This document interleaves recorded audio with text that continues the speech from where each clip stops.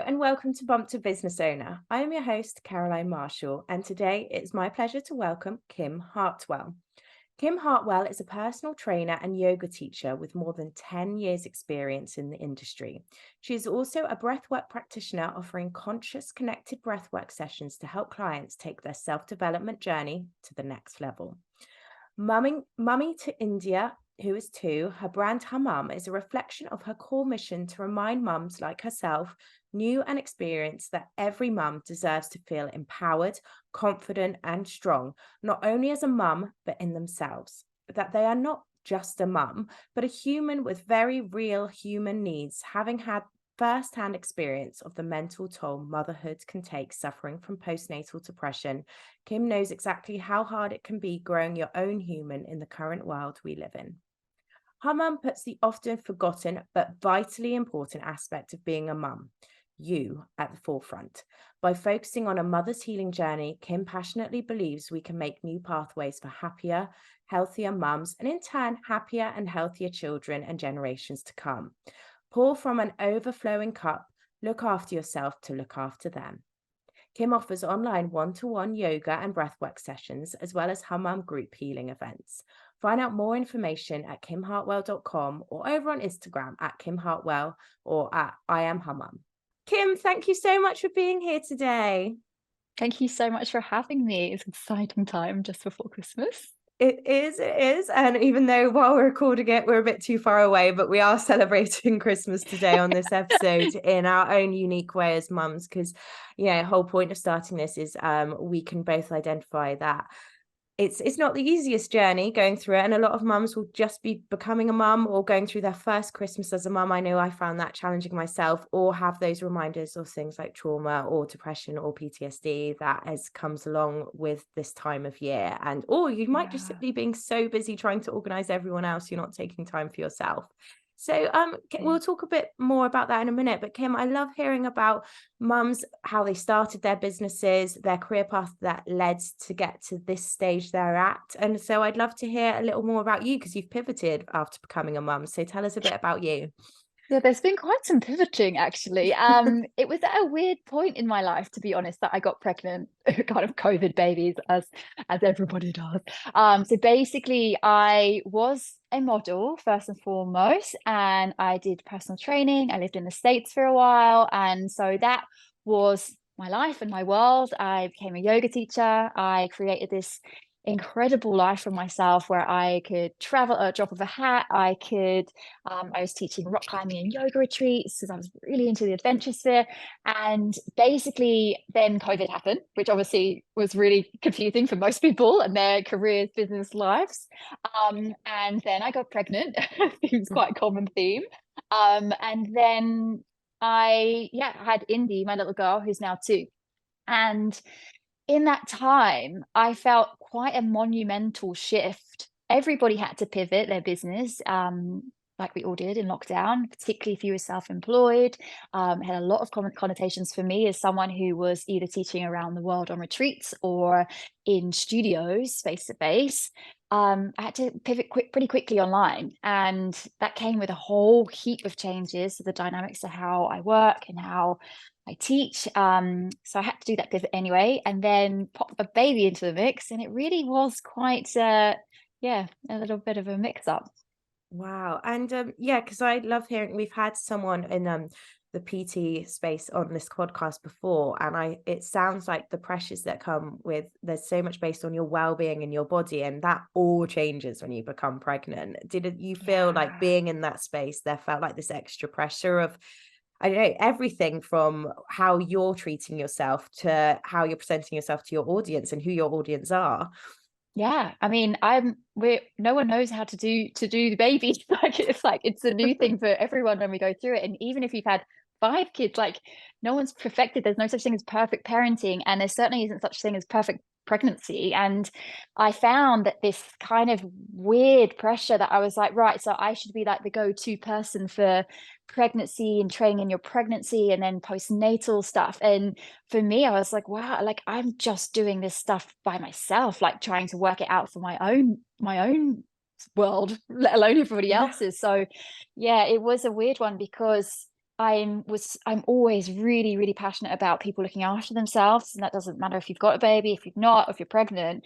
And I did find this like real passion in me as well to be like standing up against the people who say, do you know what, like pregnant people or mothers, like they just, fade off into the background, and, they just serve their babies and they don't train, and like, it's very bad for them to do this and that. And I definitely got on my high horse and multiple times being like, excuse me, we're still very powerful humans. Just because you put a mum little Even more connotation so mark. after. Excuse me, do you know how much it is to push one of those things out and grow them?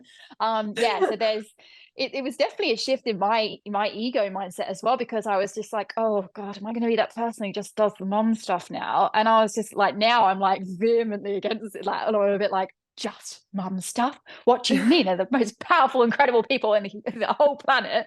And I know how deeply they need this work and love and healing. And from going through a huge transition in my life, it makes me even more passionate about it. You touched on so many great things there, because I love that also you were figuring this stuff out, but feeling this pressure to be like doing all the right things and almost like telling others how to do it when you probably like don't want to do that. You just want to be like, I just need to figure this out what I'm Yeah, I'm doing the guinea pig. myself. So Yeah. when you used to be my guinea pig, I'm the guinea pig. Yes, exactly that. And yeah, no, and I love your point. It's like I do think there is that real thing, right? When you're a woman who's got to like her 30s or late 20s or something, and then it's like, oh, they're all just mums like at this stage, and we're like, no, we're not. Do you know how powerful we are? It's like we all kind of want to scream that, and how much we need to be looked after in order to look after the next generation. Which is huge. And I honestly like will hold my hand up and be like, I knew moms were amazing. I freaking love my mom. Like I can appreciate it from an outside lens, but I don't think until you become a mom, you really get it. I remember people, and I trained people and they'd be like, yeah, I'm really struggling. Even like 15 minutes of exercise is a lot for me right now.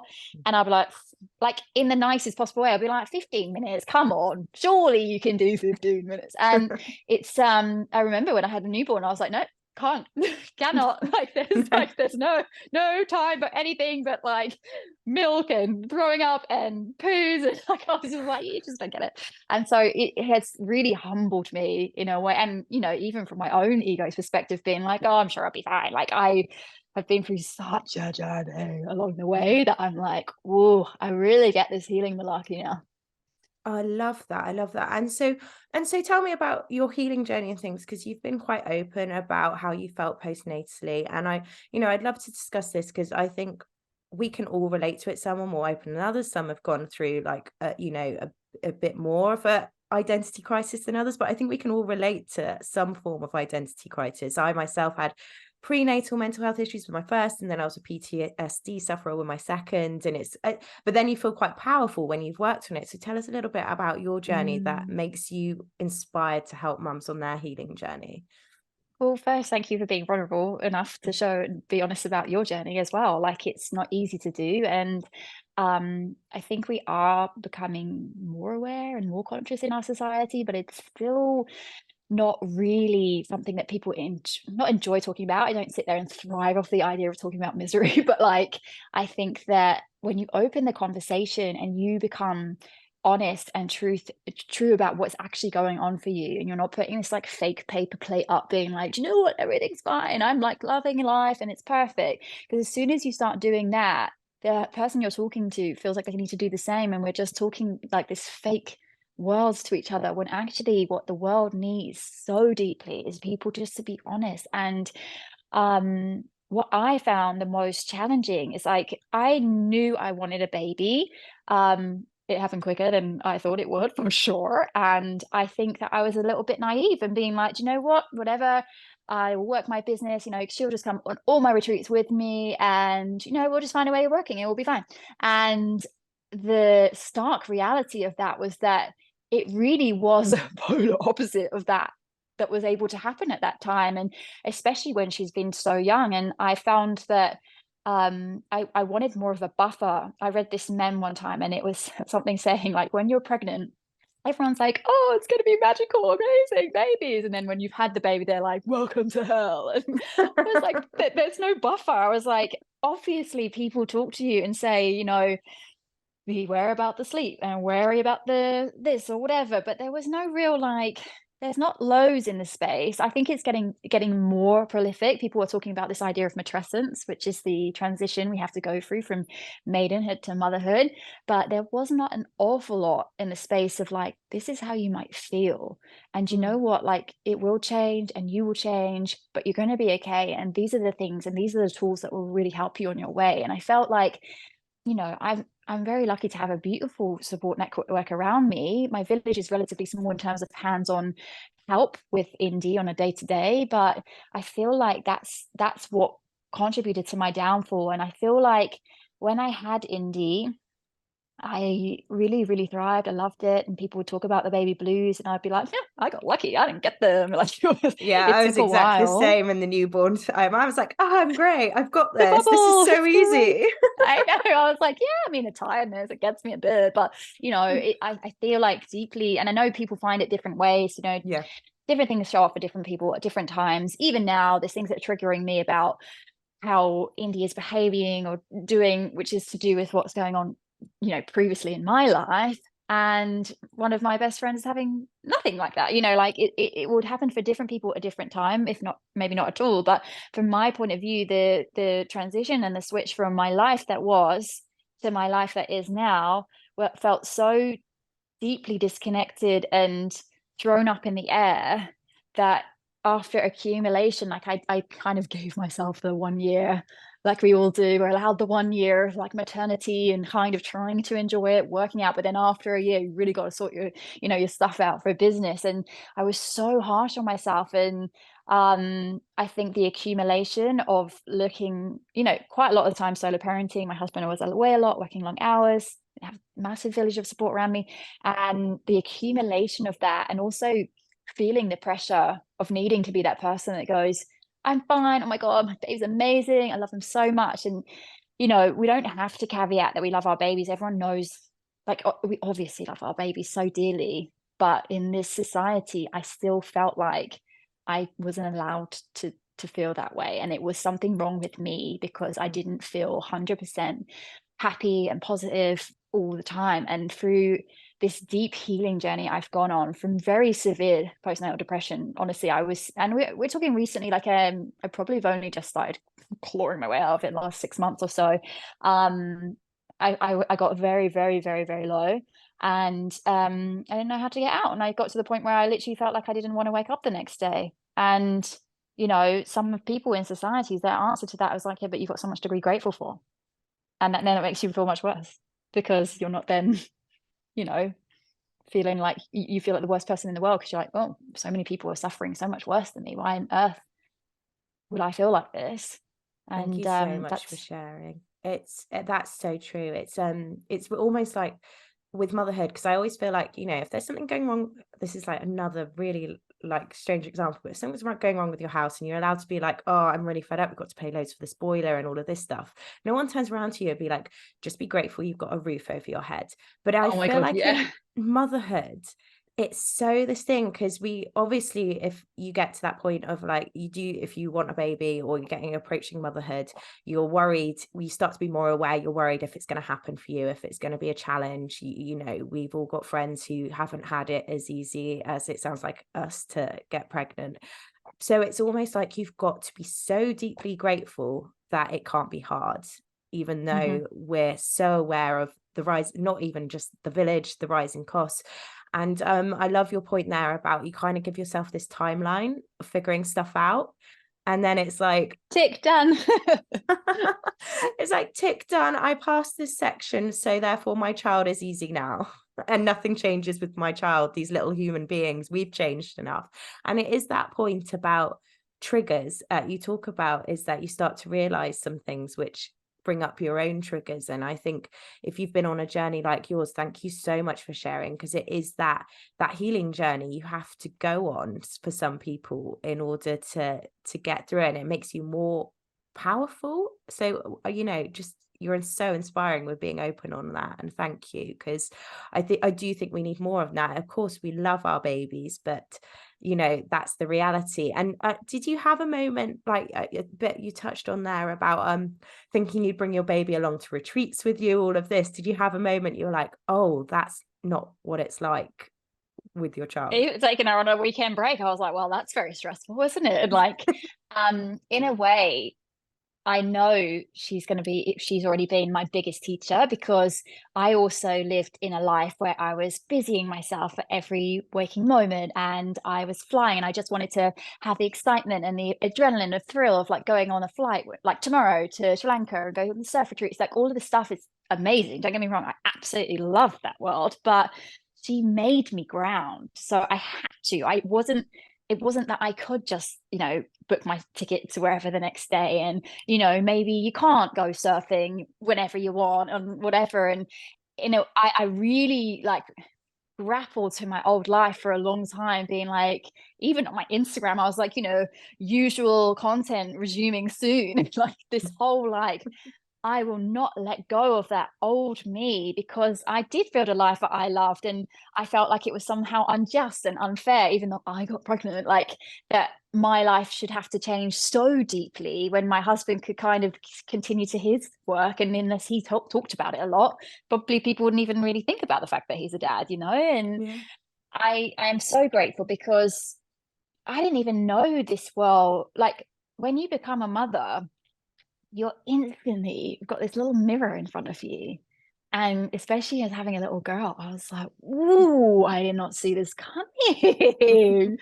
It's like this insane like journey, and it's beautiful, but you have to be open to that. You have to be Mm. open to the learning. And I obviously sadly had to get into quite a bad state to really listen, but I just wish I'd started to listen earlier to what my mind and my body and this new world was telling me, because having done a lot of the healing journey and the work, and working with a therapist, working on my breath work, working with a life, like all these things I know that are luxuries to have, but even sitting with myself, meditation, getting back to the gym, all of these things were this big kind of journey, and all these different elements were piecing me back together. But you can do motherhood and busy yourself so much, and you're like, everything is fine, life is great. And I'm not saying we should all go and sit in a cave forever and a day and be like, let me really think about myself. But there is some soul searching that can be done. And I deeply feel that the work that I'm doing in terms of my healing journey of my own is going to go towards the greater good of my child Mm. and Mm. our family Oh, and our life. hard agree. Yeah. And you say like you wish you'd done it earlier. It literally took me 2 kids and a NICU visit to get on my healing journey. So as always, We and don't it's the point know. is getting there. And I think maybe sometimes it does take you getting to rock bottom to make you listen to that hard mirror in front of you of like, if I don't put myself first. And do you mind me asking, so for me, I like basically I actually say like January 22, if I could have left the family and gone on like a silent or meditation retreat, I would have done it. But you can't do that when you've got kids and a family and a business. But so my choice was, because I didn't have much external help, it just wasn't available, was just wake up every day and meditate, like to have and to communicate that to my husband. So that's where I started. And since I've done Beautiful. EMDR and loads of other things, exploring breath work now, what did it look like for you to start on that journey? Yeah, I think you've hit it on the head with, even if you don't have that external help, there's so many of us are just doing the best with what we've got. And Yeah. in your case, you set a boundary and said, I need that time in the morning. And it doesn't have to, like, we kind of, society wraps us into this idea of like, well, it's not a proper practice if we don't do an hour at the gym or an hour of yoga. And that took a bit of doing for me, because I'd get annoyed trying to do any of my practices whilst Indy was around. And I'd be like, well, they're not proper, they're not serious. And that's like, actually, the simplest thing, even a 3-minute meditation in the morning, just grounding and going, right, okay, what is actually showing up for me right now? And can I just take a little bit of that energy back in, because I have to give out for the whole entire day.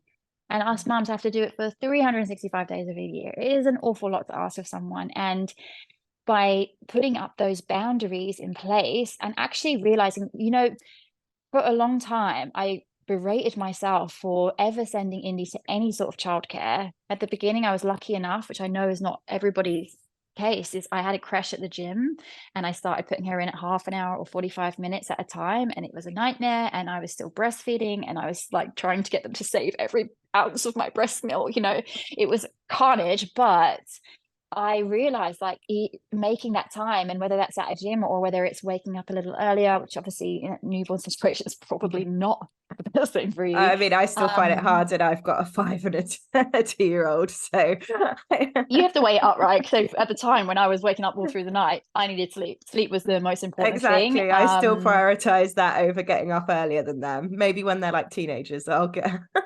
But also you have to work out what you need at that particular time. Yeah. So like in a newborn stage, you need sleep and you need rest. And my knee-jerk reaction was, right, well, I know the gym, like I can smash the gym. That's what makes me feel really good, my old self. And that's where me grappling on to this old Kim came into it. And there was times when I'd been up a lot of the night and I was still breastfeeding and I wasn't getting enough food because I couldn't make it time for myself, and I was still going to the gym. And so there's this pendulum swinging. And so something like the groundedness you can get from a meditation or breath work, or literally just sitting with a notepad and writing what the hell is going on for you, is huge, because you get so much clarity from it. So you go, okay, well, rather than running and knee-jerk like going to the gym, or me booking us into a million different baby classes that were stressful as hell to go to, maybe that's not what we need. Maybe that's not what she needs. And they feed off that energy as well. So it's, if you're right, okay, million miles an hour, what can I do? How many people can I call to go on the baby class with, or whatever? It sometimes isn't helpful. It's more scary, and more, you have to be more courageous and brave to sit with stuff. And you have to, it's almost easier just to keep running. And the moment you start sitting and thinking, like working with your internal dialogue that's going on for you, and perhaps even, God forbid, spending a day at home with your child, or just out in nature with your child without needing to plan every ounce of every second of every day, you start releasing the control, and things start to show up and things become a lot clearer. I love that wisdom. It kind of like, it's almost like what everyone learned in COVID when we all had to stop. But I feel like people have forgotten it again. And I think it's so true of motherhood. And I could really relate to the pressure of like, I need to organize things, go to that baby class, especially with your first, wave that piece of cotton in front of their face, rather than maybe, what you need is to try half an hour at creche, try half an hour with a grandparent, whoever you've got, and you need to ground yourself rather than do all of that. And I think that's such valuable wisdom to share with anyone. And who's even going in through that it. times, it's easy for us to think, I need to sort the house out, I'm going to clear up and do the laundry. And maybe that's a boundary you can put on there. Like, even if you don't have any childcare, you feel like you've got no time at all when they're so young and they are having these little pockets of naps, like even if they're napping on you, can you just be okay with just being still and knowing that that's the most nourishing thing you do for yourself right now? I sat there and I was raging. I was like, oh my God, I'm not getting anything done. This is a nightmare. And now I look back and I'm like, it's the most beautiful point ever. Like, that's what she needed, and that's what you needed. You just didn't listen to her. Yeah, I think it's that whole, it comes into motherhood, that whole, we've got to be doing stuff all the time and have the perfect home, Productive. or because even if it is, you just need to clear the dishwasher or whatever, and it's like, no, let's go back to just figuring out what we need and listening to And ourselves and listening to our simplicity. babies. You've been hurled into this new world, and the best thing sometimes is to simplify. And I think that's also a thing of society, social media, all the rest of it, is like we feel this need to, or I definitely did, of like, I'm not worthy unless I've ticked off certain amount of things in my book. I wanted my husband to come home and be like, don't worry, like everything's perfect. Like, it wasn't. I'm sure so many can relate to that. And so with your breath work, what's the journey you've been on that, and how are you, like, your mission is now to help other mums with this, which is really exciting. So how did that start? Yeah, I'm fully obsessed with it, to be honest with you. Whenever I talk to people, they're like, "Whoa, you're really into it, hey?" But it's been an interesting one with the breath work. I would be lying if I said the breath work was simply the only thing that I think that kind of took me through this transition I've needed to. There's been so many other factors of, you know, my practices of the journaling and the yoga and the showing up for myself at the gym. And, there's a greater sphere at work here. But in terms of the breath work, I practiced breath work before I had the baby. I was very lucky. One of my best friends was a breath worker. He is a breath worker. And so I had quite a consistent practice with him. And I was like, wow, it's conscious connected breath work that I teach. And it's kind of the opposite of what you think when you think of breath work. Like when I teach yoga, we're talking about relaxing breathing, and we're talking about things to recenter us and ground us and ways to calm our nervous system. And the conscious connected breath, there's lots of different ways of doing it, lots of different opinions of what's the most effective. But from what I'm teaching with mums and what I'm finding really powerful is this quite intense breath work. And they call it work for a reason, because you're not sitting there just relaxing. You sit and you work through a 3-part breath. I work with visualizations in my one-to-one practices with mums, that we talk specifically around what they're working with at the time and what's showing up for them, their challenges, and what we could perhaps do some digging under the surface around why that's showing up in the first place. And we'll take them on a journey with a bit of meditations or visualizations, but the bulk work of it is around 30 to 40 minutes of intensive breathing. And the idea is that you send breath and this kind of beautiful energy and flow further into the body and into spaces that they have been dying for you to breathe into them for a long time. As a society, no matter who you are, we generally dysfunctionally breathe because we spend a lot of time with breathing into our chest and our shoulders. We have that kind of stressy response. And actually, the breath work is really encouraging you to send that breath and send that energy so much further down into your body, into the belly, around the diaphragm, that beautiful 360 of the rib cage. But then in turn, you're waking up these parts of your body that perhaps haven't had that breath and that love and attention for a really long time. And what I found personally with my practice, why it's been so powerful for me, is that has really helped to unblock some emotional blockages within me. And you know I could wax lyrical about some of the stuff that has come out of the result of me just spending time doing breath work with myself. It's not hours on end. It can be these short bursts of time. And I think it's truly transformational, as long as you're integrating what's coming up for you and, taking time to consciously be aware of um what your body is trying to tell you, what your breath can tell you. It's No, I'm such a fan. I've been exploring it myself recently and did a very intense class recently, and it's quite incredible. So, yeah, huge respect for that. And I love more of this coming in, but more of it being specific to motherhood as well. And just because mm, all these things show up with your children. So then to be able to spend time alone working on it, I think is so important. So I'm here for all of it.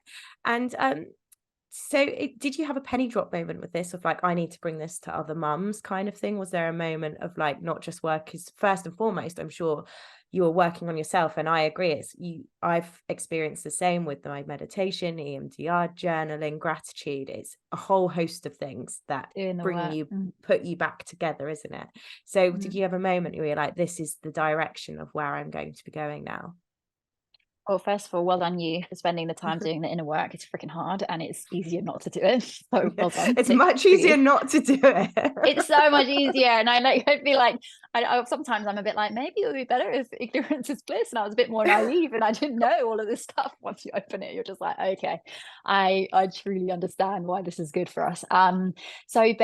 Yeah, I mean, I guess in the last 2 years, the ride that I've gone through with the motherhood, the lows that I've gone through and the way I've been able to use that as a huge learning curve, I realized that there's not enough of this stuff out there for moms. And the majority of the clients I'm working with, we also do events. My kind of mum focused business is called Mum, and it's the idea that just because you've become a mum doesn't make you any less human. You still have human needs. And actually, one of the best things we can possibly do for the rest of our family is making sure that we're okay in the first place, because if we're okay and we're not okay, they're not okay. And I think for a long time, I just was like, okay, well, I just have to be the most present, 100% mum as I possibly can be.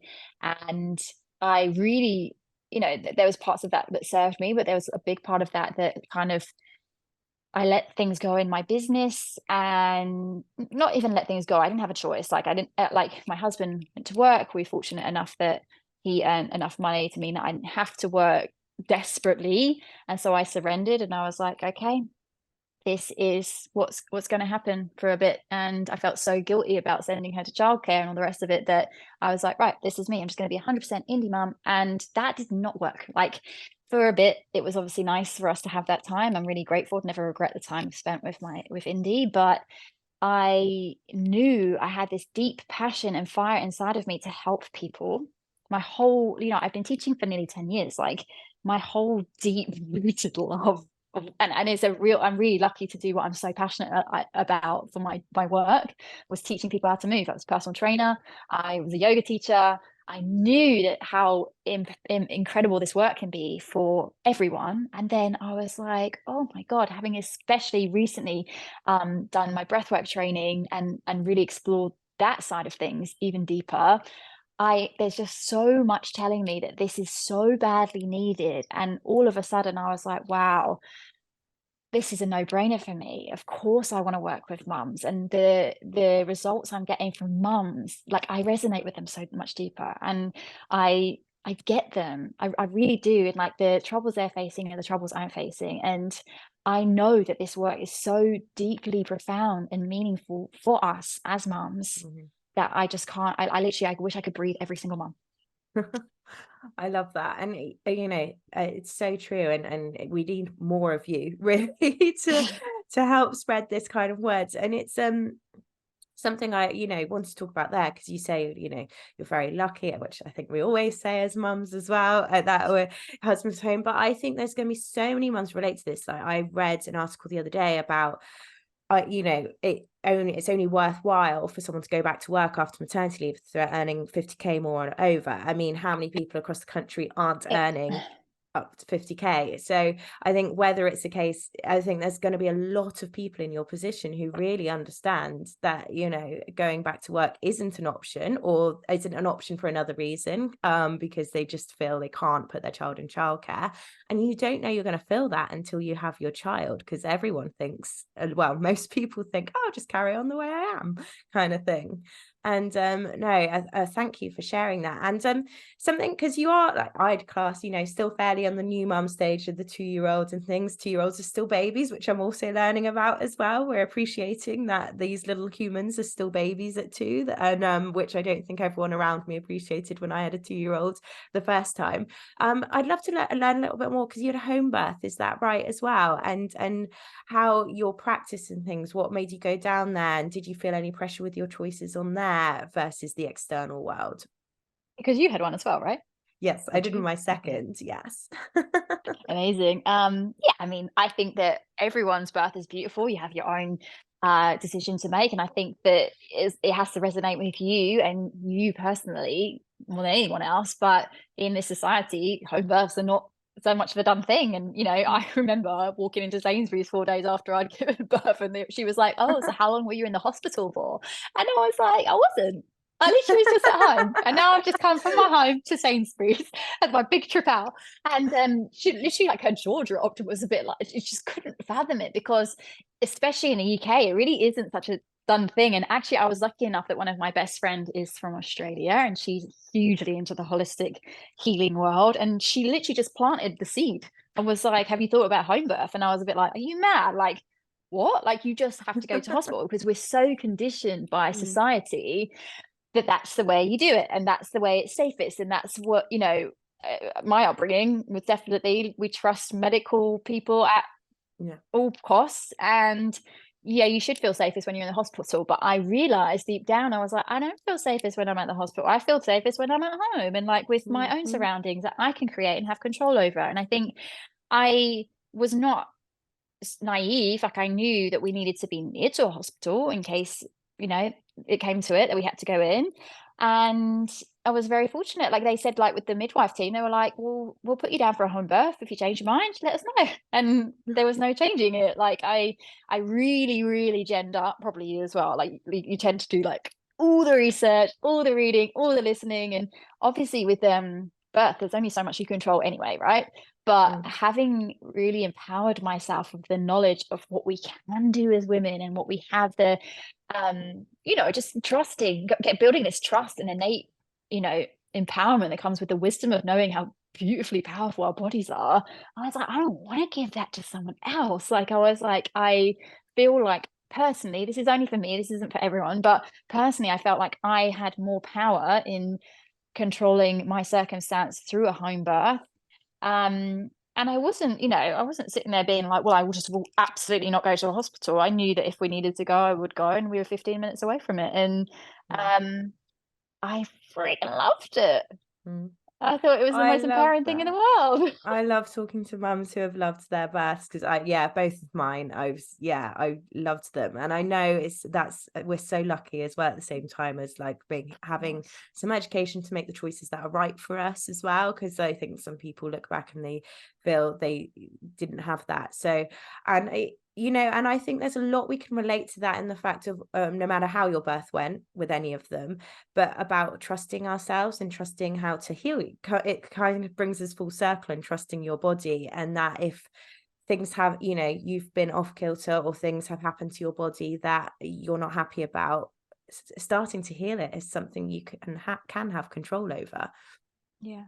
Yeah, and with that in mind, I was saying this is a Christmas episode to encourage mums to put themselves first, breathe, accept all the feelings that we have as mums, because I really feel that at Christmas. I don't know about you. I mean, maybe you can tell me a bit about your first Christmas, but my first Christmas. So we actually got married 4 months after I had my first baby. We didn't time the baby well. The wedding had been planned, and Amazing. I had this newborn high. I'd been back at work as well. There was a lot of things because I did the whole, I'm going to work like I'm going to be Oh, exactly fine. the same after my first child.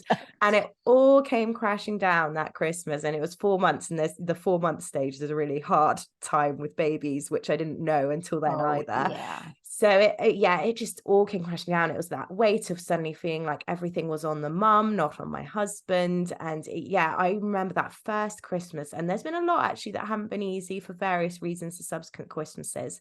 So how did you feel the first Christmas that you were a mother? I think first and foremost, let's put the first word out of there is the expectation on ourselves. Like managing that expectation, because it's so easy to get wrapped up in the like what should look like and how much I should be and how I'm not enough if I don't do this and that. And I really struggle with that in the first year. You just have this thing in your mind, and I was the same. Indy was about 4 or 5 months when we had our first Christmas with her, and I was just Oh, like, this bleat was a joke. She had a colic. I was breastfeeding myself into oblivion. Like, it was just like there was not really much in the way of a circumstance to make it super nourishing to be in that. And I think it might have been bonkers. I think we even might have hosted that year a couple of oh times. Like, it no, just no. I don't know. What were you doing? I mean, I can't remember, right, but I just remember being like, this is all too much. And like, bless Mm, them, like they're these tiny little beans who've got no idea what's going on. I took no. I took Indy to Santa. Oh, It me was too. like, We took my first child to Santa at 4 months old. why do we do this? And my neighbor, bless her, she's just had a newborn, and she was talking about Santa, and I was like, look, I don't mean to poo-poo it for you. You really want to do it. But I was like, we sat in a queue with a ton of rat bags going left, right, and centre because they'd maxed out Christmas by that time. We queued for ages. We got there. It was COVID, so they couldn't even hold the babies. Lash, it's a random person holding your baby anyway. It was going to be a little bit weird to them. And he basically turned around and said to us, "Oh, it's more for you then, isn't it?" And I was like, yeah, I guess. And it was this really awkward shot of me and Dave, my husband, and Indy, like kind of near to Santa. It's It's just like so your Christmas card weird. this year. Literally, I did it like I was like, the picture was so weird and like false. I was a bit like, I'm sorry, what in my mind told me that that was the, like, don't get me wrong, it was Mm, sweet, it was cute, like going to the garden centre with a newborn baby, when all the fairy lights, all the rest of it, there's yeah. cuteness to be had. But I just think as mums, we just take too much on, and like we give ourselves so much crap for the what we're not doing. And it's like, actually, what is important here? What is really important? I would say being present with the people that you love the most and saying no to everything else that doesn't serve there. Yeah, and asking for help, I think, along with the no, being like, you do all of this stuff. I need to sit here and feed my baby or focus on The wrapping help is presents if you're huge. a mum like later in the childhood time. But we're not told to ask for help, right? So it's like we Mm. didn't know. We lived in previous times we had villages of like crazy support around us, and the kids would go Mm. from one place to the next place within a very small proximity, and they'd have, people cooking, and then someone else would do this, and then someone else would do that, and we don't have that. So we cannot possibly do 100% of the stuff. And I think a huge part of my downfall last year was that I just felt guilty asking everyone. I felt like I couldn't ask for people, even though I had the most beautiful, my mum's my best friend, she's my deepest supporter. I wouldn't even ask her for help because Mm. you know, I shied away from it. Is And it that I just think, feeling you have to have it? It's like, oh, if other women can do it, I've got to have this. yeah. I've got to be And fine as well. that comparison is the one that is the worst, because you're sitting there, and I remember saying to someone, being like, "But I just want to know how every other mum can deal with this, and I can't." And they were like, "They can't. Like, you don't know how many mums I've spoken to." And honestly, like, that's when we were saying about this kind of openness to vulnerability and being honest. Like, I have spoken to so many mums, and most of them have struggled mentally. They don't Mm. have to be like clinically Yeah. depressed, but like they're not as fine as everyone is making out. And sometimes you got to question the ones that are like, everything is perfect, how much of the deep work they're doing as well, And I'm not saying it to, there's obviously outliers of people who have dreamt about being mums their whole life, and all they want to do, and all, they spend their 100% of their time giving to their kid. Like, that's a beautiful thing. But I'm just saying, there's a conversation to be had about the people that don't feel like that. Yeah. Yeah. I think that's so true. And I think there's more out there than we realize, because I think sometimes you can even see it on others who you've known your whole lives and you're like, this isn't the normal. And it might just be temporary, like with hormones and things like that. Or, it might be something deeper that comes out. And thank you for being one of those people that normalizes it and talks about it Thank and you, my is also friend. helping others. And you said a boundary is like say no to stuff, but is there anything else you can recommend? Like one thing mums should do over this season to help themselves? Well, we're going to do a little bit of an hour meditation, but I think that the most nourishing thing you can do right now in a society and a festive world that is telling you to do more, more, more, what can you do to do less? And how can you make your life easier? And how can you meet your needs first? So, can you say no to things that aren't serving you? Those invites that you don't actually want to go to, why are you going? Like, can you say no to it and protect your energy? Can you give yourself that time, like you, in the morning, and say, right, I'm going to have this time is a non-negotiable for me to sit with myself, and that will set me up in a better position to serve everyone around me for the rest of the day, and I'm not going to feel guilty about that. And not feel guilty. I love that. Let's like end on that. Let's not feel guilty for anything we do for ourselves this Christmas. And Exactly right. as Kim said, we're about to do a meditation. So I encourage anyone listening now, if you have managed to take the time, well done, to listen to this podcast, take that extra time to do 15 minutes. Even if you've never done meditation before, I hugely like, it's not easy, is it, the first time? And No. nothing is easy the first time. So I recommend, if you want to start this, Kim will be a fantastic person to start with.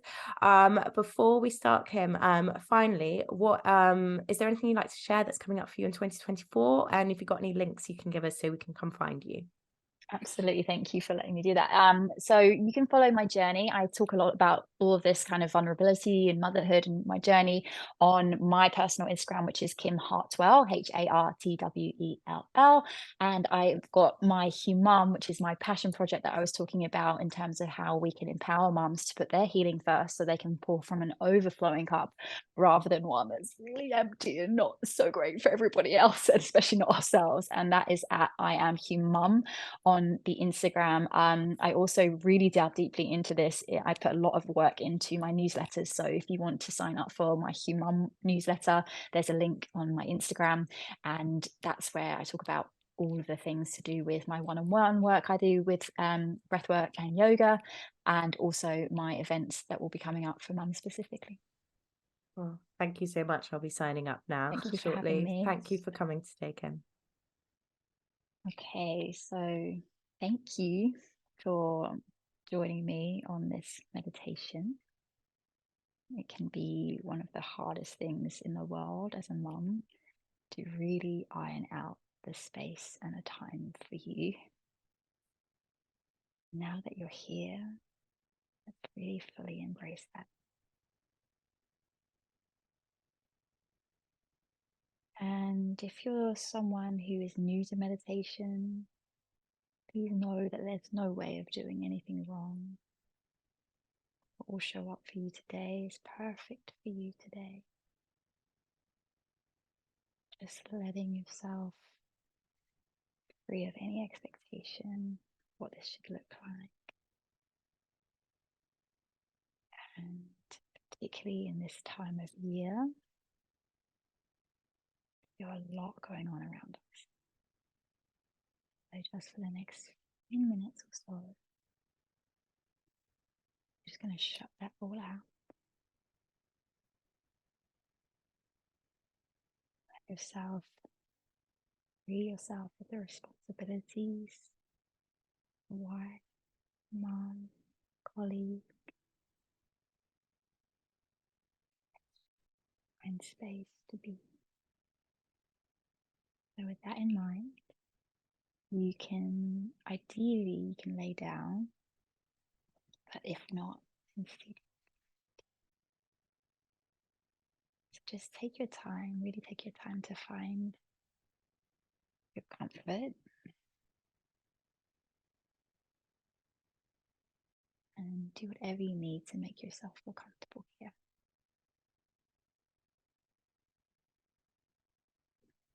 And as you start to soften into the stillness, really start to feel beautiful support beneath you, the earth. Very easy to lose ourselves in the spirit of the festivities of doing more, being more, if not feeling enough, the need to be everywhere.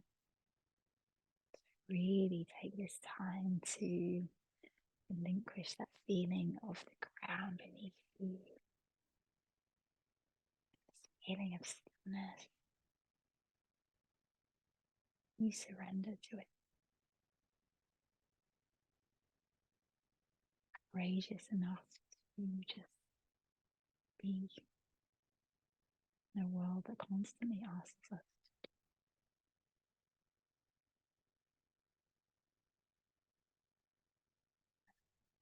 Begin our practice to notice your breath.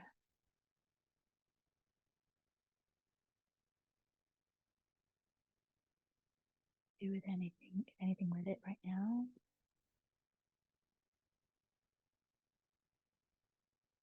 And perhaps that simple act of noticing it allows it to soften and slow a little bit.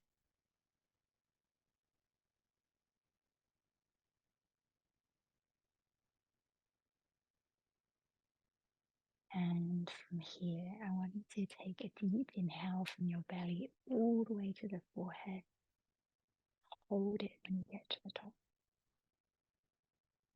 Hold a little bit longer.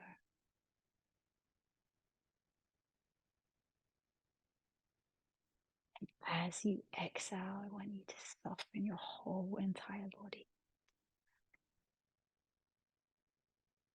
Feel as your toes feel clean.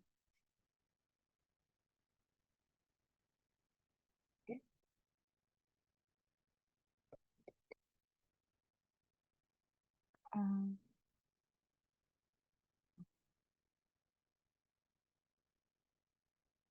neck, shoulder, and head come to rest.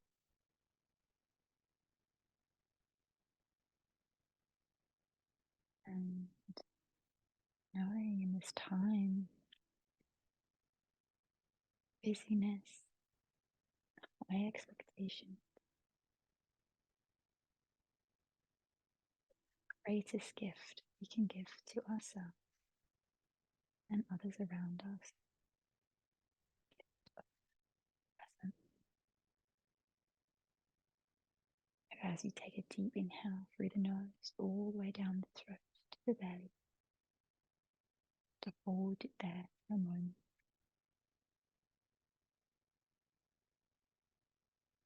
A little longer.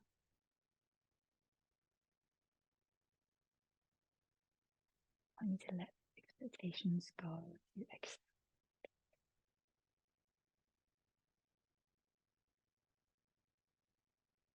A breath returns to a natural state.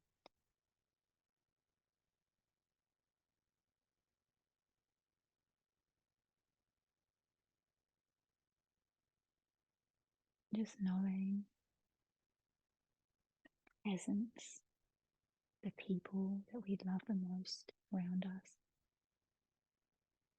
the most powerful thing in the world. And your kids, people around you look back at these periods, they're not going to remember the presence under the tree. It's not going to be about the mountain of gifts and things. It's going to be about how truly present you were together.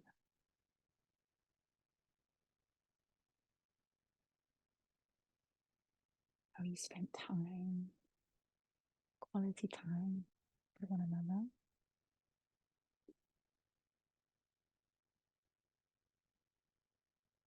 Loved, felt.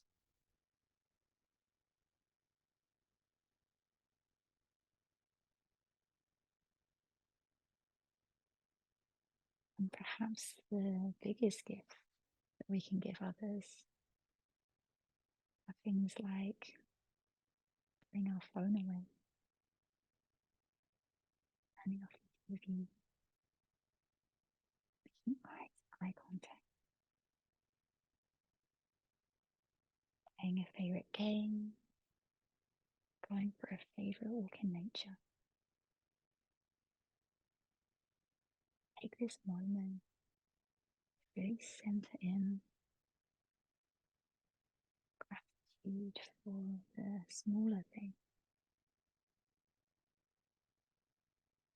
things that are real, things that make us feel alive. Very often that isn't just pouring our energy out all the time. And trying more, buying more. It's sometimes the most beautiful thing we can do less.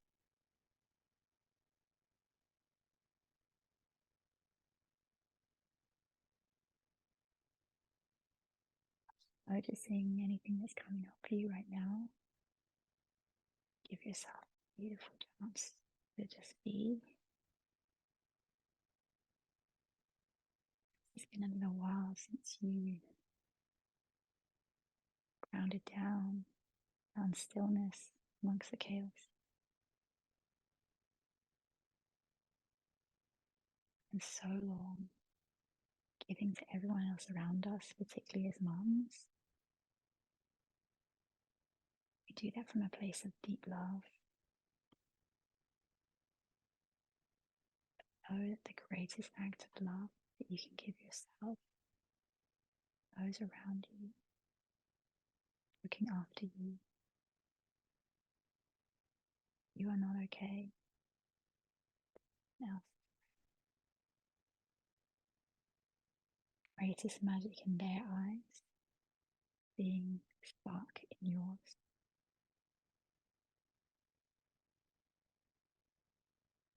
Your needs matter.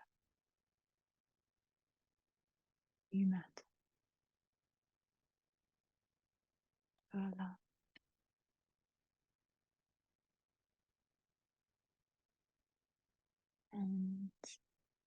in a time of festivities, very, very often we tend to give in gifts to one another. You look at the 5 love languages by Gary Chapman. It's just one of the ways we can give and receive love. How about the other 4? Words of affirmation, just verbal acknowledgements of affection, the time, the feeling like we want to be around a loved one and them wanting to be around us. Physical touch, kissing, holding hands, a hugging, a service. How can we make each other's lives a little bit easier right now? In the form of saying no and putting up boundaries to things that don't serve you.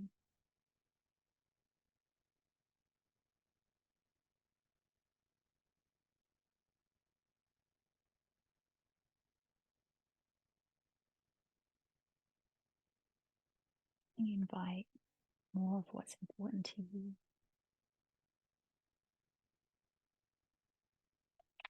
So,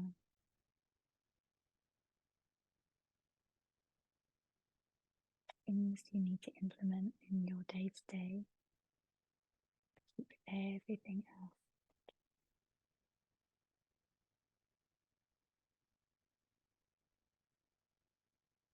More than anything, just know that you can always come back to your breath. Innate wisdom in our body is calling out to you to listen. Listen deeply to that. Knowing that intuition inside of you, guiding you the path. And the path of peace here.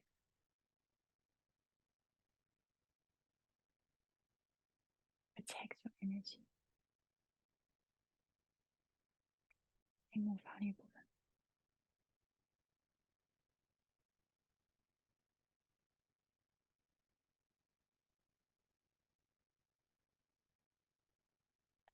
able to slow down.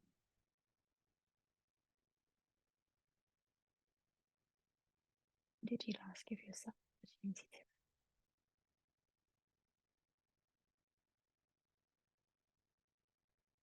in expectations of yourself? Could you be a little bit kind, compassionate, knowing that you are human, very human needs.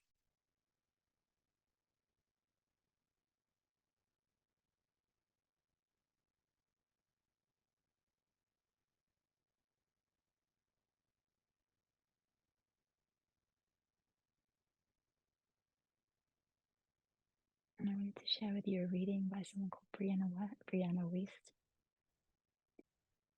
And we don't need a lot to be happy, but we do need things that are real. We do need things that grip our hearts and enliven us and make us feel like we're here for a reason. Here to experience something that could only be touched by the human body, understood by the human mind, and loved by a human heart. When we deny ourselves the authentic experience of being alive, we reach for more when what we really want is not to stretch wider, but to go deeper. As we start to bring our meditation to a close, I want you to think, how can you go deeper on love, deeper on compassion? For you first, then that beautiful ripple effect will come to those around you. And in this time of sharing our light and our energy so often to others around us, and doing it for the whole year, every single day, what can you take back for you? From here, I want you to imagine there's a beautiful piece of gold in your hand, and I want you to place it on your heart. It's this gorgeous golden light that you share with everyone around you, magic that only you have. this magic can only shine truly, brilliantly, and boldly if we take some back for ourselves and protect it. As you place this gold in your hand on your heart, let it simmer and soften as it melts all the way down into your ribs, your belly, all the way down to your hips, your thigh, front of your knee, chin, top of your foot, around the back, the heel, all the way up, back, the leg, the back of your torso, all the way up your neck, the top of your head, your forehead, and the front of your neck, the sausage bones, right all the way through your shoulders, arms, all the way down into your fingertips. Arms come palm of your hand, all the way back to the shoulders, and it rests in its right place in your heart. A deep inhale through your nose. Bit of that energy back for you. Inhale in through the nose. What can you let go of today and leave here with you? Exhale. Finish our practice. We need to repeat the mantra. I matter. I am loved. My needs matter.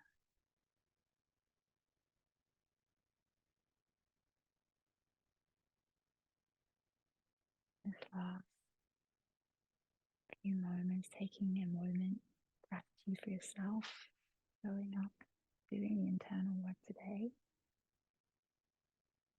knowing that when we top our own cup off, get it all the way up, or from an overflowing one that's full of love, light. Thank you for sharing your meditation with me today. Whenever you're ready, you can bring yourself slowly back into the room. Be kind to yourself. Just really start to wiggle your fingers, toes, your head from left to right. And take your deepest inhale, reach your arms above your head, take a big stretch. And then give yourself a nice big hug to finish with, like you're hugging someone you love. Start to peel your eyes open. Ready to come the day. Taking a bit of that with you for the rest of the week.